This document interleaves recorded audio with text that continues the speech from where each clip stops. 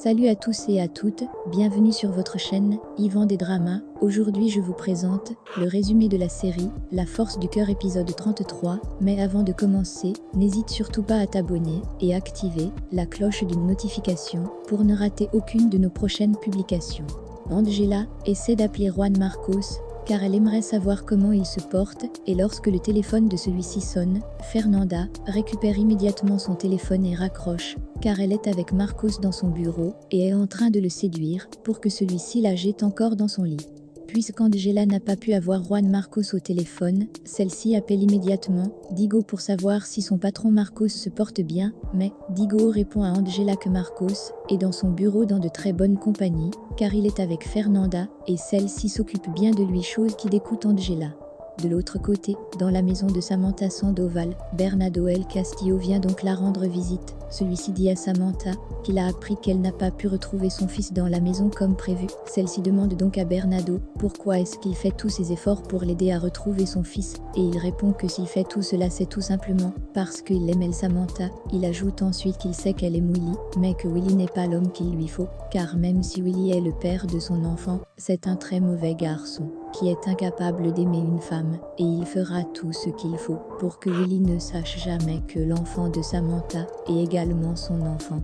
De l'autre côté au bureau, Fernanda a réussi son coup, car elle a finalement couché avec Juan Marcos, et lorsque ceci finisse donc Juan Marcos tient à clarifier les choses avec Fernanda. Il dit donc à celle-ci que ce qui vient de se passer ne signifie rien pour lui, mais comme toujours Fernanda s'entête et dit donc qu'un jour ou l'autre, il finira par l'aimer et la prendre dans ses bras, non par dépit mais par amour.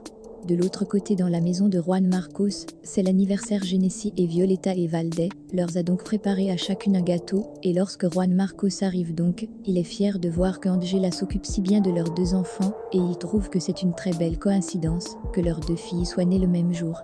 Et à l'entreprise, le père de Samantha Sandoval vient la féliciter pour son travail, mais elle, à son apposé, dit à son père qu'elle a pris la décision de quitter l'entreprise pour recommencer à être garde du corps.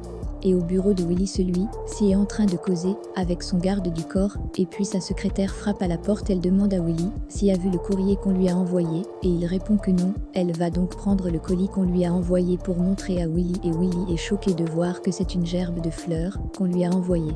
À la maison de Rosé Marcos, ceux-ci sont en train de célébrer l'anniversaire de Ophelia. Angela amène donc son gâteau d'anniversaire et Marcos demande à sa fille de faire 3 vœux. Elle dit donc qu'elle a un seul vœu à faire et qu'elle donne un vœu à son père et l'autre à Valde.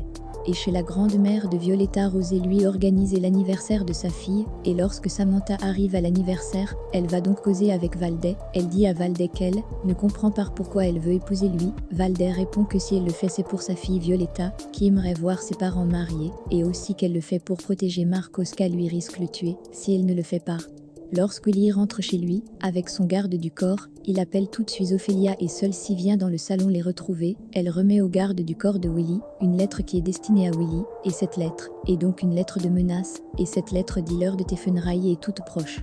De l'autre côté, à l'anniversaire de Violeta, Genesee arrive avec son père et Violeta est très fière de la voir, et lorsque Genesee voit Angela, qui est déguisée en clone, elle se met tout de suite à rire, et Marcos est également fier de voir Angela, et il ne manque pas de lui préciser qu'elle est très belle, et au même instant, lui arrive et arrête immédiatement la conversation entre les deux, et ne manque surtout pas de provoquer Toujours à l'anniversaire de Violeta, celle-ci va donc voir Samantha. Elle dit à celle-ci qu'elle aimerait un jour aller dans sa grande propriété, puis elle dit qu'elle a une idée. Elle va donc chercher son père, sa mère et Marcos. Elle leur dit qu'elle veut que ses parents se marient dans la grande propriété de Valde, mais sa mère l'a dit qu'elle ne veut pas de cette idée, mais, comme toujours, Rosé lui dit à sa fille que c'est une très bonne idée et qu'il aimerait se marier dans une grande propriété, comme le font d'habitude les riches, et Violeta demande à son père de l'amener au Mexique, car elle n'y est jamais allée, et il accepte tout de suite, et Valde dit donc qu'elle est prête à mettre à disposition sa demeure pour leur mariage.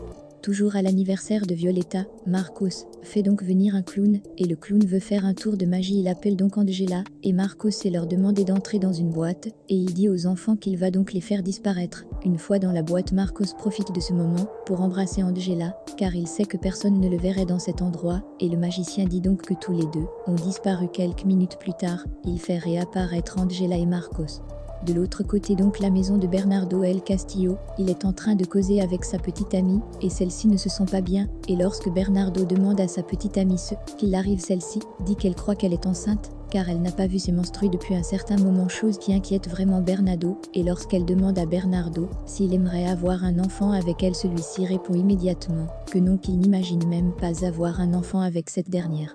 Ensuite, il appelle tout de suite Orphelia pour lui demander de venir et d'aller à la pharmacie pour acheter un test de grossesse afin de vérifier si sa petite amie est réellement enceinte ou pas. Et à l'anniversaire de Violetta, arrive enfin le moment où celle-ci doit faire ses 3 vues et souffler sur son gâteau d'anniversaire, mais celle-ci dit à sa mère qu'elle veut faire qu'un seul vœu, et son vœu, et donc que ses 2 parents se marient très bientôt et vivent ensemble très heureux, jusqu'à ce que la mort leur sépare. Après l'anniversaire de Violetta, celle-ci s'en va donc avec Fernanda dans sa maison. Une fois arrivée dans sa maison, Fernanda offre donc un nouveau cadeau à Violetta. C'est donc une robe. Fernanda dit donc à Violetta qu'elle pourra porter cette robe le jour du mariage de ses parents. Ensuite, Fernanda dit encore à Violetta qu'il faudrait qu'elle rappelle tous les jours à sa mère à quel point ce mariage est important pour elle, qu'il faut que ses 2 parents se marient absolument. Sinon elle, Violetta, ne sera jamais heureuse. De l'autre côté, dans la chambre de Angela, celle-ci est avec son amie Samantha. Ils sont donc en train de causer, et durant leur conversation, Samantha dit à Angela qu'il y a une chose qui ne lui a jamais dit. Angela demande donc quelle est cette chose. Samantha lui répond que lorsqu'elle était jeune, et avec 15 ans, elle a eu un enfant avec Willy, chose qui surprend vraiment Angela, elle dit ensuite qu'elle est prête à tout pour retrouver son fils, et qu'elle déteste tellement son père, car c'est tout ce qu'il arrive, c'est uniquement de la faute de son père. Elle ajoute qu'elle a au moins ce Bernardo El Castillo, qui fait tout pour l'aider à retrouver son fils, même si celui-ci lui dit chaque fois qu'il aime vraiment. Et au même instant, Bernardo appelle donc Samantha pour la demander de venir tout de suite chez lui, car il essaie de raisonner Willy, mais celui-ci ne comprend pas. Samantha se rend donc dans la maison de Bernardo et dit à Willy qu'elle n'était pas au courant qu'on le menace, et encore, elle dit donc à Willy qu'il ne faudrait pas qu'il vienne à sa soirée, car c'est des risques inutiles à prendre, puisqu'on ne fait que le menacer, mais Willy insiste en disant qu'il fera tout pour venir à cette soirée. Samantha répond donc elle va tout de suite appeler pour qu'on le retire de la liste des invités, et que s'il persiste à se présenter à cette soirée, elle viendra elle-même pour le mettre hors d'état de nuire. Dans le bureau de Fernanda, celle-ci est en train de causer avec Luis. Elle dit donc c'est lui qu'il faudrait qu'une fois au Mexique pour son mariage avec Angela, il fasse tout pour qu'il ne revienne plus jamais dans cette ville, mais c'est lui dit donc que cela est possible à une seule condition, que Fernanda leur donne beaucoup d'argent qui pourrait suffire à aider Angela à ouvrir un grand commerce, et qu'elle devrait également le verser une somme tous les mois. C'est la seule condition qu'il faudrait qu'elle remplisse pour qu'ils ne viennent plus jamais déranger leur vie. Dans la maison de Bernardo El Castillo, sa petite amie profite du fait que tout le monde soit là pour les annonces, et qu'elle est belle et enceinte. Elle attend donc l'enfant de Bernardo El Castillo, chose qui surprend tout le monde. Dans la maison de Juan Marcos, Angela vient donc le trouver dans sa chambre. Celui-ci était en train de prendre son bain, et il sort donc de la douche tout nu, chose qui dérange Angela, mais celle-ci se met donc à dire à Juan Marcos que si elle est là, c'est pour le demander quelques faveurs. Elle demande donc à Juan Marcos de ne pas être son témoin le jour de son mariage. Juan Marcos demande donc à Angela pourquoi est-ce qu'elle ne veut pas qu'il soit son témoin. Elle dit donc à celui-ci qu'elle a peur de tenir sa main, qu'elle ne veut pas qu'il la conduise à l'hôtel, qu'elle a peur de ne pas arriver à se marier avec Ross et lui, car elle aime vraiment Marcos, et ne voudrait pas que ce jour-là quelque chose de mal arrive. Mais Juan Marcos dit qu'il sera bel et bien son témoin, et qu'il va la conduire jusqu'à l'hôtel, et il verra bien si elle osera se marier avec Ross et lui. Ensuite il ajoute ceci.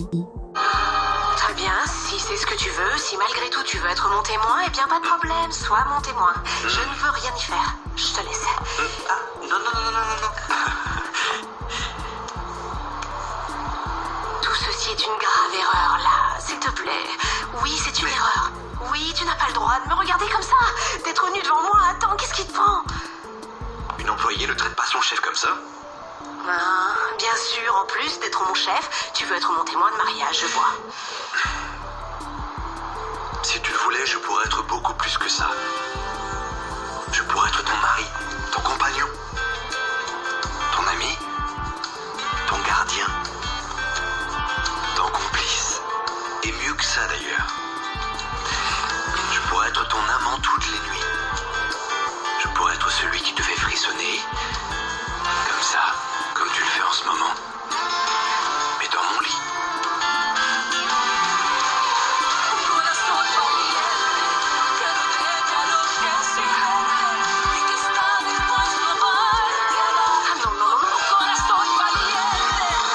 Voilà les amis, c'était donc tout pour cet épisode de La Force du Cœur. N'hésitez surtout pas à vous abonner et à activer la cloche de notification pour ne rater aucune de nos prochaines publications.